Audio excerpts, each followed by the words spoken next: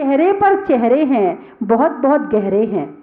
चेहरे पर चेहरे हैं, बहुत बहुत गहरे हैं, पर धर्म के क्षेत्र में सभी अंधे और बहरे हैं। पर धर्म के क्षेत्र में सभी अंधे और बहरे हैं। तो चेहरे पर चेहरे हैं, जो आपकी शक्ल है ना, ये तो एक शक्ल है। अब इस शक्ल पर कितनी शक्ल बनती हैं, कभी क्रोध की, कभी मान की, कभी मायाचारी की, कभी लोभ की, कभी ठग की, कभी ईर्ष्या की, कभी द्वेष की, कभी मोह की। ये सब मायाचारी का उदाहरण है। इधर शक्ल करी, बेटे से बात कर रहे हैं, शक्ल कुछ और है। इधर नौकर ने कुछ कहा, शक्ल बदल गई। अरे अभी बताया था ना तेरे को, बेटे से बड़े प्यार से, अरे बेटा तू ना ऐसे करना, ऐसे ऐसे, वहाँ मैंने खाना बना के रख दिया है, तू खाना खा लेना। इधर जरा सा नौकर ने कुछ पूछा आपसे और तुरंत शक्ल बदल गई। अभी कहा था ना कि तेरे को ऐसे ऐसे काम किया नहीं तूने अभी तक। अल्लाह, एक सेकंड में क्षण नहीं लगता है शक्ल बदलने में, एक समय नहीं लगता है इस शक्ल को चेंज होने में। इस शक्ल को मन से, वचन से, काय से एक रखना, यही हमारी सरलता का, सहजता का उदाहरण है। लेकिन जंगल के सीधे पेड़ सबसे पहले काटे जाते हैं। जंगल के सीधे पेड़ सबसे पहले काटे जाते, टेढ़े मेढ़े को हाथ नहीं लगाते। घर में जो सीधा बच्चा होता ना, सबसे ज्यादा डांट उसी को ही पड़ती है, क्योंकि वो सीधा है, कुछ कहेगा नहीं, बोल नहीं पाएगा, कह नहीं पाएगा, सबसे पहले उसी को डांट लो। और जो टेढ़ा मेढ़ा है, जवाब देने वाला है, उससे भाई दूर रहना, इससे मत बोल, छेड़ मत इसको, अभी हाल फिर आफत आ जाएगी, माथे आ जाएगा है। सबसे पहले उसको ही कहते जो सीधा है। ये नहीं जानते हैं कि जो सीधा है वो धर्मात्मा है, और धर्मात्मा को कष्ट देना सबसे बड़ा गड़बड़ मामला है। क्योंकि जितना पाप एक इंद्रिय की हिंसा में लगता है, उससे ज्यादा पाप दो इंद्रिय की हिंसा में, उससे ज्यादा पाप तीन इंद्रिय, उससे ज्यादा पाप चार इंद्रिय, उससे ज्यादा पाप पंचेंद्रिय, उससे ज्यादा पाप फिर त्रयंच, उससे ज्यादा पाप फिर मनुष्य, फिर मनुष्य में भी मिथ्या दृष्टि, उससे ज्यादा सम्यक दृष्टि, और उससे ज्यादा त्यागी वृत्ति। इनको कष्ट देने में क्रम से उससे ज्यादा पाप कर्मों का आश्रव हो रहा है। तो जो व्यक्ति सीधा है, सरल है, धर्मात्मा है, और उसे आप सता रहे हो, तो सबसे ज्यादा पाप तो उसी में लग रहा है।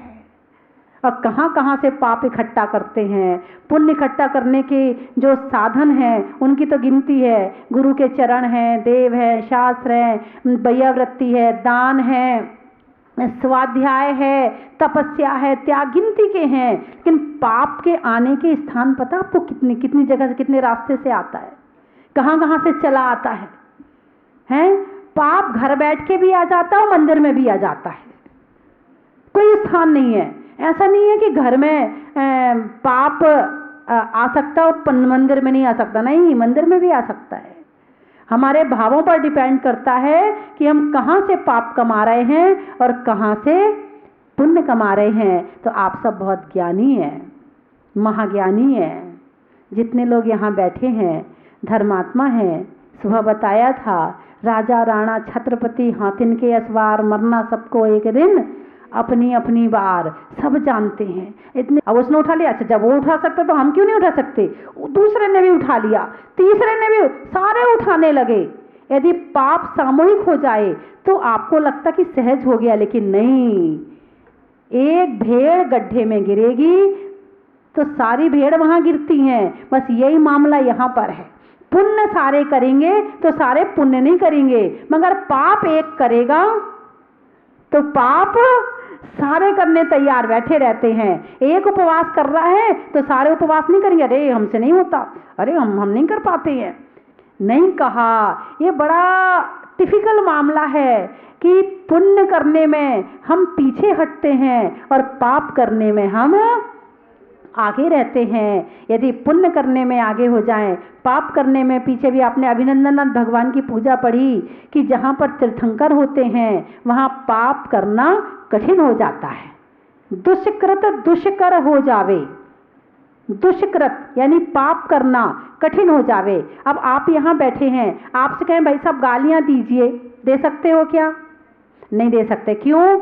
यहाँ का वातावरण ऐसा है, क्षेत्र ऐसा है, पवित्रता ऐसी है, अच्छे निमित्त मिलने पर अच्छे क्षेत्र में बैठ करके अच्छे भाव होते हैं और बुरे क्षेत्र में बैठ करके बुरे भाव होते हैं। तो जहाँ तक बने अच्छे क्षेत्र का निमित्त प्राप्त करें, अच्छे स्थान, अच्छी संगति को प्राप्त करें, ताकि ये हमारा जीवन अच्छा बन सके। धर्म स्नेही बंधुओं, आज उत्तम शौच या सत्य, शौच मान लेते हैं, शुचिता यानी पवित्रता। थोड़ा सा शौच का मतलब होता है शुचिता, पवित्रता। उत्तम शौच सर्व जग जाना, लोभ पाप का बाप बखाना। किसी ने पूछा कि भाई पाप का बाप क्या है? बोले लोभ है। कैसे है? एक पंडित जी थे, बनारस से पढ़ के आए वापस, तो उनकी पत्नी ने पूछा सब पढ़ाए? बोले हाँ सब पढ़ाए। बोले पाप का बाप बताओ। बोले ये तो पढ़ के ही नहीं आए, वो किसी शास्त्र में नहीं लिखा था। चलो जाओ दोबारा पढ़ के आओ, पूछ के आओ। पंडित जी चले, रात हो गई, चलते चलते बनारस पहुंचना था। रास्ते में एक मकान का जो चबूतरा था, बड़ा साफ सा पड़ा था, वहीं पंडित जी सो गए। सुबह उठे तो बाहर कमरे में से एक स्त्री आई, बड़ी सुंदर सी। अरे पंडित जी धन्य हो गए, हम तो धन्य हो गए, आज हमारा जीवन धन्य हो गया, आप हमारे चबूतरे पर आकर सोए आज। भाई तुम कौन हो? महाराज पाप कर्म के उदय से मैं वेश्या हूँ, लेकिन आपके चरण पड़ गए, अब मेरा घर पवित्र हो गया। ओ छी छी छी छी छी छी, मैं अशुद्ध हो गया। अरे पंडित जी दक्षिणा ले लेना, 5 सोने की मोहरें ले लेना। अच्छा चलो ठीक है, गंगा नहा लूंगा। पंडित जी अब गंगा ही नहाना तो थोड़ा अंदर और आ जाओ ना, 5 सोने के सिक्के और ले लेना। पंडित जी ने सोचा 5 सोने के सिक्के। फिर पूछा कि भाई अब कहाँ जा रहे हो? पंडित जी ने बताया मैं पाप का बाप जानने के लिए जा रहा हूँ। अच्छा पंडित जी, तो ऐसा करो पंडित जी आप भोजन कर लो मेरे यहाँ। आओ वेश्या के यहाँ भोजन? मैं ब्राह्मण हूँ, कर ही नहीं सकता हूँ। अच्छा पंडित जी 50 मोहरें ले लेना, आपको गंगा तो नहाना ही है ना, गंगा और नहा लेना, आप मेरे यहाँ भोजन कर लें तो बड़ा अच्छा रहेगा, आप अपने हाथ से बना लो, अपने हाथ से कर लो। पंडित जी ने सोचा चलो कोई बात नहीं है, 50 मोहरें मिल रही, गंगा स्नान कर लूंगा। थोड़ी देर के बाद वेश्या ने कहा पंडित जी आप कहो तो मैं बना दूं, 10 मोहरें और ले लेना। अब खाना तो है मेरे यहाँ का, तो खाना कोई बात नहीं है। पंडित जी ने हाँ भर ली, भोजन की थाली आ गई। अब पंडित जी जैसे भोजन करने लगे तो वेश्या बोली महाराज ऐसा करो 5 मोहरें और ले लेना, आप मेरे हाथ से 1 गिलास खाना खा लो। पंडित जी बोले अच्छा चलो कोई बात, खाना ही मैं अपने हाथ से खाऊं, इसके हाथ से खाऊं, कोई बात नहीं, चल तू ही खिलाते। और जैसे वेश्या ने वो ग्रास उठाया, मुंह तक ले गई और वो ग्रास रख के एक झापड़ मारा। बोले पंडित जी पाप का बाप लोभ है, जो सारे पाप करवा देता है। सारे पापों की जड़ लोभ है, और लोभ में इतनी ताकत है कि क्रोध को भी दबा देता है, मान को भी दबा देता है, लेकिन लोभ अपना सिक्का पूरा रखता है। अब आप पूछोगे कैसे? ये बात तो आज तक सुनी नहीं। लोभ के अंदर बड़ी ताकत है। मान लो दुकान में ग्राहक आया, कपड़े की दुकान है, भाई साहब जरा वो कपड़ा दिखाना, वो थान भी खोल दिया। भाई साहब वो नहीं वो वाला दिखाना, वो भी खोल दिया। भाई साहब वो नहीं वो दिखाना, वो भी, सारी दुकान खुलवा दी। भाई साहब पसंद नहीं आ रहा, मुझे पसंद है, मैं नहीं लूंगा कपड़ा। अब मन में तो आ रहा है गुस्सा, मन में तो आ रहा है गुस्सा, लेकिन ऊपर से गुस्से को दबा लिया। अरे भाई साहब नया माल आने वाला है, आप अगले सप्ताह आ जाओ, नया माल में आपको जरूर पसंद आएगा। गुस्सा नहीं किया, क्रोध को किसने दबाया? इतना ही कपड़ा यदि तुम्हारे घर का बच्चा फैलाए, ये नहीं ये पहनना है, ये नहीं ये पहनना है, सारी अलमारी फैला दे और नहीं मुझे तो कोई नहीं नया पहनना है, बताओ क्या करोगे? पीट दोगे उस बच्चे को, क्योंकि वहां लोभ नहीं है। और यहाँ दुकान पे बैठे आदमी को लोभ है, इसलिए 100 सामान फैला के भी लोभ ने क्रोध को दबा दिया। ऑफिसर है, ऑफिसर बाबू को डांटता है, अपमान हो रहा है, गुस्सा आ रहा है, मन ही मन भड़क रहा है, अपमान सहन कर रहा है, लेकिन नौकरी ना चली जाए। अपमान भी बर्दाश्त कर लिया, ये मान को दबा दिया। किसने दबाया? लोभ ने दबाया। मायाचारी छुड़वा दे लोभ। लोभ में बड़ी ताकत है और चारों कषायों की जड़ लोभ है। चारों कषायों की जड़ लोभ है। लोभ है तो सारे काम है। जब लोभ ही नहीं बचा तो क्रोध किसके लिए करोगे?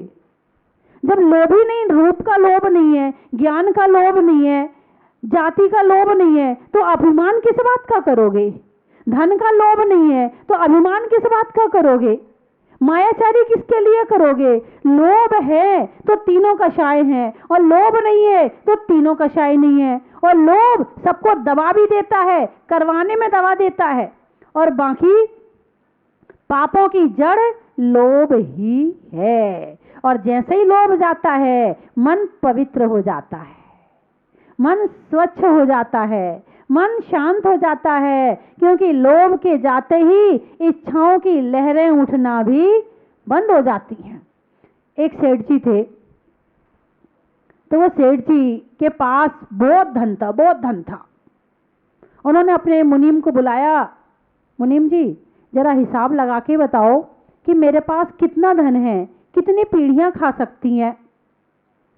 कई दिन के बाद मुनीम जी आए, बोले सेठ जी आपके पास इतना धन है कि 7 पीढ़ी यदि बैठे बैठे खाए तो आराम से खा सकती है। अच्छा, सेठ जी को टेंशन हो गई। इतनी टेंशन हुई, इतनी टेंशन हुई कि उन्हें नींद आनी बंद हो गई, भोजन अच्छा नहीं लगता था, खाना पीना बंद हो गया। सेठानी ने पूछा, स्वामी आप बात तो बताओ, आपको टेंशन किस बात की है? नहीं नहीं कोई बात नहीं। अरे बताओ तो सही स्वामी, बात क्या है? अरे वो बात ये है कि अपने पास में धन इतना है कि 7 पीढ़ी बैठे बैठे खा सकती है। अब मुझे चिंता इस बात की हो रही है कि 8वीं पीढ़ी का क्या होगा। इसी चिंता में मुझे ना तो भूख लग रही है और ना नींद आ रही है। तो सेठानी ने कहा, स्वामी एक काम करो, हमारे यहाँ एक ब्राह्मण रहता है, वो ब्राह्मण को यदि कोई सीधा देता है, वो सीधा सादा क्या बोलते हैं, वो थाली में सामान रख के देते हैं, तो बोले यदि वो उसको कोई दे दे और जिसका वो ले ले तो उसके यहाँ कई पीढ़ियों तक का धन हो जाता है। बस ला, अभी अभी लेके जाता हूँ। अभी नहीं स्वामी, अभी शाम है। वो सुबह लेते हैं, वो शाम को नहीं लेते हैं। सेठ जी को नींद नहीं आई, सुबह का इंतजार कर रहे थे कब सुबह हो और कब वो सीधा लेके जाऊं। सुबह सेठानी ने थाली लगाई, सेठ जी लेके गए। ब्राह्मण बाहर ही बैठा था। सेठ जी ने कहा, ब्राह्मण जी लीजिए। बोले क्या है? बोले सीधा है। बोले 1 मिनट रुक जाओ। वो अंदर गया, अंदर से लौट के आया। बोले सेठ जी अभी नहीं चाहिए। बोले क्यों? बोले हमारे यहाँ शाम तक का है। अरे शाम तक का है, कल के लिए हो जाएगा, रख लो। नहीं नहीं सेठ जी, हम आज ही आज का लेते हैं, हम कल का नहीं लेते हैं। आज जो मिल गया सो ठीक है, और नहीं मिल गया तो प्रभु का भजन और उनका गुणगान करते हैं। इससे ज्यादा की हमें जरूरत नहीं, हम ज्यादा इकट्ठा नहीं करते हैं। सेठ जी की आंखें खुल गईं। इसे कल की चिंता नहीं है और मुझे 8वीं पीढ़ी की चिंता है। बात समझ में आई कि नहीं आई? इस चिंता में आदमी की सारी जिंदगी निकल जाती है। वो अपने लिए कुछ नहीं कर पाता है। इसका क्या होगा, उसका क्या होगा, मेरी पोती का क्या होगा, मेरे पोते का क्या होगा, मेरे रिश्तेदारों का क्या होगा, उसको ऐसा हो गया तो उसका क्या होगा। बेचारा अपनी की तो चिंता करता ही करता है, पता नहीं कितनों की चिंता करता है, और इस चिंता में उसका सारा धर्म छूट जाता है, सारी पूजा पाठ भक्ति सब कुछ छूट जाता है। तो ये लोभ अपनी चिंता कराता है, अपनों की चिंता कराता है, उसके अपनों की चिंता कराता है। पता नहीं इस चिंता में लोभ सारी जिंदगी निकाल देता है और मन की पवित्रता नष्ट हो जाती है, मन की शुद्धि नष्ट हो जाती है, मन की विशुद्धि चली जाती है, परिणाम अशुद्ध हो जाते हैं। तो इसीलिए कहा है शुचिर भावा इति शुचिता, यानी जो पवित्र भाव है उसे शौच धर्म कहा है। तो हम बाहर की शुद्धि का तो बहुत ध्यान रखते हैं, उसने ऐसा छू लिया, उसने ऐसा कर दिया, उसने ऐसा कर दिया, हम उसका नहीं खाएंगे। अब तो बहुत कम हो गया है, पहले बहुत ज़्यादा था, अब तो सब बराबर है मामला है। हाँ, इस बात का बड़ा ध्यान रखते हैं, बाहर की जरा सा कीचड़ लग जाए, गंदगी लग जाए शरीर में, तुरंत साबुन से धोएंगे, तुरंत शरीर को साफ करेंगे, तुरंत अपने कपड़े गंदे नहीं होने चाहिए, शरीर गंदा नहीं होना चाहिए। जरा सा बच्चा मिट्टी में खेल के आ जाए, एक चांटा मारते हैं, शरीर गंदा करके ले आया, कपड़े गंदे करके ले आया है। इतनी सफाई रखते हैं। इस बाहर की सफाई के साथ साथ जरा अंदर की सफाई का भी ध्यान रखना चाहिए। आपके बच्चे ने एक गिलास पानी फैला दिया, हो सकता है वहां मिट्टी पड़ी हो, कीचड़ हो जाए, तो कीचड़ बाहर की हुई है, आपने क्रोध किया, उसे एक चांटा मार दिया, उसको भी क्रोध करवाया, खुद ने भी किया, तो बाहर का कीचड़ तो हुआ ही हुआ और मन का कीचड़ भी हो गया, मन में क्रोध का कीचड़ हो गया। बच्चा छोटा है इसलिए अभिमान ज्यादा दिखा रहे हैं, तो इसीलिए उसको कमजोरी में और कमजोरों पर गुस्सा बहुत आता है, कमजोरी में कमजोरों पर गुस्सा आता है। तो सामने वाला कमजोर है ना, कर लो कितना गुस्सा करना है, लेकिन ध्यान रखना, कहूँ आप भयो बलहीन, जब तुम बलहीन बनोगे तो वो तुम पे करेगा। आज तुम उस पे चढ़ जाओ, कल वो तुम पे चढ़ेगा। सबका समय एक सा नहीं रहता है। एक समय ऐसा भी आया था जब जो गामा पहलवान था अपने मुंह पर बैठी हुई मक्खी को उड़ा नहीं पाता था। विश्व विजेता कहलाने वाला गामा पहलवान अपने मुंह पर बैठी मक्खी भी नहीं उड़ा पाता था। किसी बात का घमंड नहीं करना, अपने मन को पवित्र रखने की कोशिश करना कि मेरा मन क्रोध से गंदा ना हो जाए, मान से गंदा ना हो जाए, मायाचारी से गंदा ना हो जाए, लोभ से गंदा ना हो जाए।